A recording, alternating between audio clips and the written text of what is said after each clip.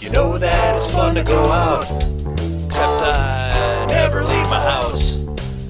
I'm either at work or home, and it seems kind of pathetic just drinking alone. So if you got nothing going on, have some drinks with Ron. Hello and welcome to Drinks with Ron.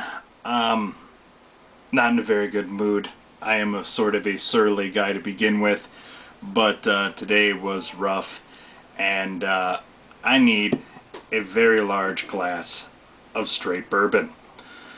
So I figured the time could be no better than now to unveil the winner of my 2+ year long search for the king of the low to mid-range price bourbon whiskeys. Before I get into that, let me set the stage for why I need such a large glass. Got home from work today, right about 5. I don't think I was all the way in the door when I hear the laptop had crashed and I needed to work on it. So, still in work clothes, I instantly start having at the hard drive to no avail. Have to stop halfway through, quick get changed so I can drive out to the middle of nowhere in Linden and sit on some stranger's couch by myself while sewing and measuring and such goes on. The second time in 10 days that such a procedure has happened. So already not doing real great. Because before all this, I've been kind of, for years, trying to do a little side thing where I'm converting analog for people, old VHS tapes and such, and I finally got some people that wanted some done. So great, fantastic. I bring everything here, I get it hooked up, I go through about 3 videotapes, about, 4.5 hours of just the raw footage, not including the editing and other time I'd put in, go to close the disc, fail. And every subsequent disc I put in my burner, fail, fail, fail as I start. So I'm just chewing through these discs. I go to try and burn something in my computer. DVDs are failing in there. Everything I own is simultaneously taking a dump and just losing my mind. So I bought a different set of DVDs, got the burner working over here. So got my analog conversion going. I'm very happy. It's going well. Smashing. And I did manage to recover the laptop, which I'm currently backing up on my external hard drive. So I'm still just out of it. But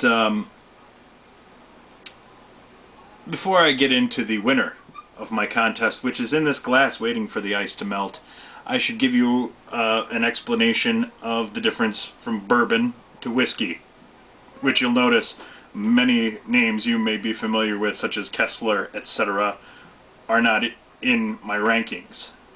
And there's a reason for that, and that's that they are not bourbons. They are whiskeys. And what makes something a bourbon, it has to be put into a brand new charred white oak barrel, can only be used the first time, and then they dismantle them, resell them, where they can go ship them to Europe and make scotch and other things that I don't consider as good. A procedure heavy in waste, but heavy in goodness at the end. And it has to be aged at least 3 years in these barrels. Any less, it's not a bourbon. Early times, of course, didn't make the cut because it's not a bourbon, because they reuse the barrels, which, hey, I'm all for reusing, and I would throw early times right in there with the rest of these bourbons. But to stick to the definition, it's just bourbons for this. Aged 3 years, new white oak barrel. There you have it. There's a consistency. You can compare bourbon to bourbon whiskeys. They can spice it. They can throw in fucking vanilla extract. They can age it a year and put in half. What a lot of them will do is they'll take the aged stuff and then they'll take just the pure, like, White Lightning, the distilled spirits, not aged. The barrel gives it the smell, the color, the flavor. The barrel does all that. So they'll take this white stuff right out of the still, mix it with the aged stuff, so you get twice as much whiskey, you know, when really, I mean, most of it wasn't aged. So yeah, with bourbon, there's a consistency to the procedure. It can be aged longer than 3 years, but it has to be, so you can compare them, and it's a pretty level playing field. And with that being said, I have my winner. Roll the footage. So this horribly low light video, it gives you an approximate rundown of my rankings. Jim Beam at $15 for a 750 was the cutoff for the top end of my rankings. Too high to be considered the low to mid-range bourbon. So here was my old rankings. Walker's Delicious was number 1, followed by Evan Williams, then Benchmark. Actually, after that was Ancient Age, or Cabin Still, which I'm missing, followed by Ancient Age, Ezra Brooks, and then Old Crow Reserve, and then McCormick's, which I'm assuming, I can't remember if that was a bourbon, but I put that down near the bottom. So this is just the old bourbon rankings, but then upon a second review, one thing happened. Well, I broke some shit. And then Mr. Benchmark leapfrogged up to the top. Only one can be the champion of low to mid-priced bourbons. So there it is, a reformat of the label to look a little more like Jack Daniel's. I do like the, you know, copper 8 on there. Looks pretty badass.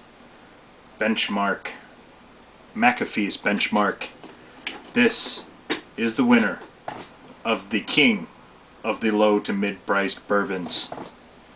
And with the king, I salute you.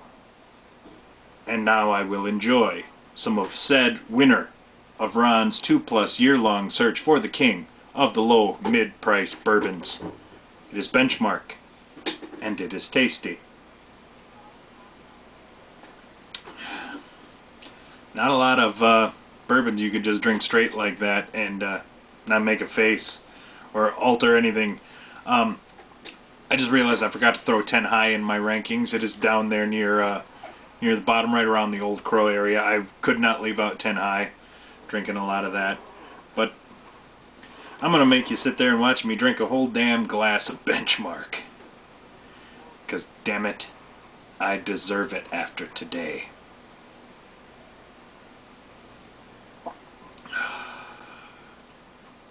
Tasty.